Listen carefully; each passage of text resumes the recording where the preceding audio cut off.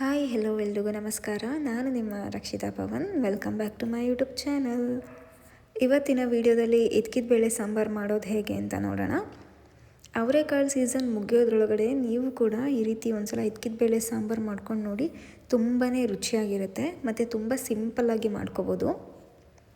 ಮೊದಲು ನಾನಿಲ್ಲಿ ಸಾಂಬಾರು ಮಾಡೋದಕ್ಕೆ ಒಂದು ಮಿಕ್ಸರ್ ಜಾರ್ಗೆ ಒಂದು ಸ್ವಲ್ಪ ತೆಂಗಿನ ತುರಿಯನ್ನು ಹಾಕ್ಕೋತಾ ಇದ್ದೀನಿ. ಒಂದು 3 ಸ್ಪೂನಷ್ಟು ತೆಂಗಿನ ತುರಿಯನ್ನು ಹಾಕ್ಕೊಂಡಿದ್ದೀನಿ. ನೆಕ್ಸ್ಟು ಅದಕ್ಕೆ ಒಂದು ಟೊಮ್ಯಾಟೋನ ಕಟ್ ಮಾಡಿ ಹಾಕ್ಕೋತಾ ಇದ್ದೀನಿ. ಒಂದು ಮೀಡಿಯಮ್ ಸೈಜ್ ಟೊಮ್ಯಾಟೊ ತೊಗೊಂಡ್ರೆ ಸಾಕು. ಅದ್ರ ಜೊತೆಗೆ ಒಂದು ಸ್ವಲ್ಪ ಕೊತ್ತಂಬರಿ ಸೊಪ್ಪು ಹಾಕ್ಕೋತಾ ಇದ್ದೀನಿ. ನೆಕ್ಸ್ಟು ಅದಕ್ಕೆ ಸಾಂಬಾರು ಪೌಡ್ರನ್ನ ಹಾಕ್ಕೋತಾ ಇದ್ದೀನಿ. ಒಂದು 2 ಸ್ಪೂನಷ್ಟು ಸಾಂಬಾರು ಪೌಡರನ್ನು ಹಾಕ್ಕೊಂಡಿದ್ದೀನಿ. ಇದು ಯಾವುದೇ ರೀತಿ ಅಂಗಡಿಯಿಂದ ತಂದಿರೋದಲ್ಲ, ಮನೆಯಲ್ಲೇ ಮಾಡಿಸಿರೋ ಪೌಡರು. ನೆಕ್ಸ್ಟು ರುಬ್ಬೋದಕ್ಕೆ ಎಷ್ಟು ಬೇಕೋ ಅಷ್ಟು ಒಂದು ಸ್ವಲ್ಪನೇ ನೀರು ಬೆರೆಸ್ಕೊಂಡು ಚೆನ್ನಾಗಿ ಇದನ್ನು ರುಬ್ಕೊಂಡಿದ್ದೀನಿ. ನೆಕ್ಸ್ಟು ನಾವಿಲ್ಲಿ ಸ್ಟವ್ ಮೇಲೆ ಒಂದು ಕುಕ್ಕರ್ನ ಇಟ್ಕೊಂಡು ಕುಕ್ಕರ್ಗೆ ಒಂದು 2ರಿಂದ 3 ಸ್ಪೂನಷ್ಟು ಎಣ್ಣೆಯನ್ನು ಹಾಕೋತಾ ಇದ್ದೀನಿ. ಎಣ್ಣೆ ಬಿಸಿ ಆದಮೇಲೆ 1 ಸ್ಪೂನಷ್ಟು ಸಾಸಿವೆ ಹಾಕ್ಕೋಬೇಕು. ಸಾಸಿವೆ ಸಿಡಿದ ಮೇಲೆ 1 ಸ್ಪೂನಷ್ಟು ಜೀರಿಗೆಯನ್ನು ಹಾಕ್ಕೊಂಡಿದ್ದೀನಿ. ಅದಾದಮೇಲೆ ಒಂದು ಬೆಳ್ಳುಳ್ಳಿಯನ್ನು ಜಜ್ಜಿಬಿಟ್ಟು ಹಾಕ್ಕೊಂಡಿದ್ದೀನಿ. ಈ ರೀತಿ ಸಿಪ್ಪೆ ಜೊತೆಗೇ ಹಾಕ್ಕೋಬೋದು, ಟೇಸ್ಟ್ ಚೆನ್ನಾಗಿರುತ್ತೆ.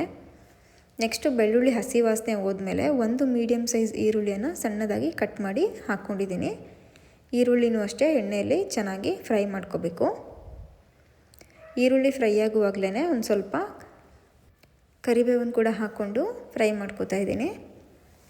ನೆಕ್ಸ್ಟು ಈರುಳ್ಳಿ ಎಲ್ಲ ಚೆನ್ನಾಗಿ ಫ್ರೈ ಆದಮೇಲೆ ನಾನಿಲ್ಲಿ ಅರ್ಧ ಟೊಮ್ಯಾಟೋನ ಸಣ್ಣದಾಗಿ ಕಟ್ ಮಾಡಿ ಹಾಕ್ಕೊಂಡಿದ್ದೀನಿ. ಆಲ್ರೆಡಿ ಒಂದು ಟೊಮ್ಯಾಟೋನ ರುಬ್ಕೊಂಡು ಮಸಾಲೆಗೆ ಹಾಕ್ಕೊಂಡಿರೋದ್ರಿಂದ ಒಂದು ಅರ್ಧ ಟೊಮ್ಯಾಟೋನ ಸಣ್ಣದಾಗಿ ಕಟ್ ಮಾಡಿ ಹಾಕ್ಕೋತಾ ಇದ್ದೀನಿ. ನೆಕ್ಸ್ಟು ಟೊಮ್ಯಾಟೊ ಸಾಫ್ಟ್ ಆಗೋವರೆಗೂ ಫ್ರೈ ಮಾಡ್ಕೋಬೇಕು. ಅದಾದಮೇಲೆ ನಾನಿಲ್ಲಿ ಇದ್ಕಿದ ಬೇಳೆನ ಹಾಕ್ಕೋತಾ ಇದ್ದೀನಿ. ಬೇಳೆನ ಹಾಕ್ಕೊಂಡು ಚೆನ್ನಾಗಿ ಈರುಳ್ಳಿ ಜೊತೆಯಲ್ಲಿ ಎಣ್ಣೆಯಲ್ಲಿ ಫ್ರೈ ಮಾಡ್ಕೋತಾ ಇದ್ದೀನಿ. ಈ ರೀತಿ ಒಂದು 2 ನಿಮಿಷ ಚೆನ್ನಾಗಿ ಮಿಕ್ಸ್ ಮಾಡ್ಕೋಬೇಕು. ಅದಾದಮೇಲೆ ರುಚಿಗೆ ತಕ್ಕಷ್ಟು ಉಪ್ಪನ್ನು ಹಾಕ್ಕೋತಾ ಇದ್ದೀನಿ. ಕಲ್ಲುಪ್ಪನ್ನು ತೊಗೊಂಡಿದ್ದೀನಿ ನಾನಿಲ್ಲಿ. ಜೊತೆಗೆ ಒಂದು ಚಿಟಿಕೆಯಷ್ಟು ಅರಿಶಿನದ ಪುಡಿಯನ್ನು ಹಾಕ್ಕೊಂಡು ಎರಡನ್ನೂ ಕೂಡ ಚೆನ್ನಾಗಿ ಮಿಕ್ಸ್ ಮಾಡ್ಕೋಬೇಕು. ಎಲ್ಲ ಬೇಳೆಗೂ ಕೂಡ ಉಪ್ಪು ಚೆನ್ನಾಗಿ ಹಿಡಿಬೇಕು. ಆ ರೀತಿ ಚೆನ್ನಾಗಿ ಒಂದು 2 ನಿಮಿಷ ಮಿಕ್ಸ್ ಮಾಡಿಕೊಂಡು 2 ನಿಮಿಷ ಕಾಳು ಕುಕ್ಕಾದ್ಮೇಲೆ ನಾವೇನು ರುಬ್ಕೊಂಡಿದ್ವಿ ಮಸಾಲ ಅದನ್ನು ಸೇರಿಸ್ಕೋತಾ ಇದ್ದೀನಿ.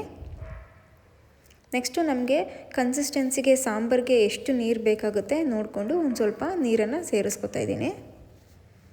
ನೆಕ್ಸ್ಟು ಇನ್ನೊಂದು ಸಲ ನೀಟಾಗಿ ಕಾಳು ಜೊತೆಗೆ ಮಸಾಲೆನ ಚೆನ್ನಾಗಿ ಮಿಕ್ಸ್ ಮಾಡ್ಕೋಬೇಕು. ಈ ರೀತಿ ಒಂದು 2 ನಿಮಿಷ ಮಿಕ್ಸ್ ಮಾಡ್ಕೊಂಡು ನೋಡ್ಕೋಬೇಕು. ನಿಮಗೆ ನೀರು ಬೇಕು ಅಂತಂದರೆ ಇನ್ನು ಸ್ವಲ್ಪ ನೀರನ್ನ ಆ್ಯಡ್ ಮಾಡ್ಕೋಬೋದು. ಈ ರೀತಿ ಓಪನ್ನಾಗೆ ಇಟ್ಟು ಬೇಯಿಸ್ಕೋಬೇಕು. ಯಾಕೆಂತಂದರೆ ಇದ್ಕಿದ ಬೇಳೆ ತುಂಬ ಬೇಗ ಬೆಂದೋಗೋದ್ರಿಂದ ವಿಷಲೆಲ್ಲ ಓಡಿಸ್ಕೊಂಡ್ರೆ ಕಲಸೋಗ್ಬಿಡುತ್ತೆ. ಹಾಗಾಗಿ ಆದಷ್ಟು ಈ ರೀತಿ ಓಪನಲ್ಲಿ ಇಟ್ಕೊಂಡು ಬೇಯಿಸ್ಕೊಂಡ್ರೆ ತುಂಬಾ ಚೆನ್ನಾಗಿರುತ್ತೆ. ನೆಕ್ಸ್ಟು ಈ ರೀತಿ ಒಂದು ಕುದಿ ಬಂದಮೇಲೆ ನಾನಿಲ್ಲಿ ಸಣ್ಣದಾಗಿ ಕಟ್ ಮಾಡ್ಕೊಂಡಿರೋ ಕೊತ್ತಂಬರಿ ಸೊಪ್ಪನ್ನು ಕೂಡ ಆ್ಯಡ್ ಮಾಡ್ಕೋತಾ ಇದ್ದೀನಿ. ಈ ರೀತಿ ಮಾಡಿಕೊಂಡು ಚೆನ್ನಾಗಿ ಬೇಯಿಸ್ಕೊಂಡ್ರೆ ಇದ್ಕಿದ ಬೇಳೆ ಸಾಂಬಾರು ತುಂಬಾ ಈಸಿಯಾಗಿ ರೆಡಿಯಾಗಿಬಿಡುತ್ತೆ. ಇದನ್ನು ಚಪಾತಿಗೆ, ದೋಸೆಗೆ, ಪೂರಿಗೆ ಮತ್ತು ರೊಟ್ಟಿಗೆ ಎಲ್ಲದಕ್ಕೂ ಕೂಡ ತಿನ್ಬೋದು. ಒಳ್ಳೆ ಕಾಂಬಿನೇಷನ್ ಇದು. ಜೊತೆಗೆ ಬಿಸಿ ಬಿಸಿ ಅನ್ನ ಅಥವಾ ಮುದ್ದೆ ಜೊತೆಗೂ ಕೂಡ ತುಂಬ ಚೆನ್ನಾಗಿರುತ್ತೆ. ಹೇಗಿದ್ದರೂ ಅವರೆಕಾಳು ಸೀಸನ್ ಇರೋದ್ರಿಂದ ನೀವು ಕೂಡ ಮನೆಯಲ್ಲಿ ಈ ರೀತಿ ಒಂದ್ಸಲ ಇದ್ಕಿದ ಬೇಳೆ ಸಾಂಬಾರನ್ನು ಟ್ರೈ ಮಾಡಿ. ನಿಮಗೆ ಈ ವಿಡಿಯೋ ಇಷ್ಟ ಆಯಿತು ಅಂತಂದರೆ ಒಂದು ಲೈಕ್ ಮಾಡಿ. ಜಾಸ್ತಿ ಇಷ್ಟ ಆಯಿತು ಅಂತಂದರೆ ಶೇರ್ ಮಾಡಿ.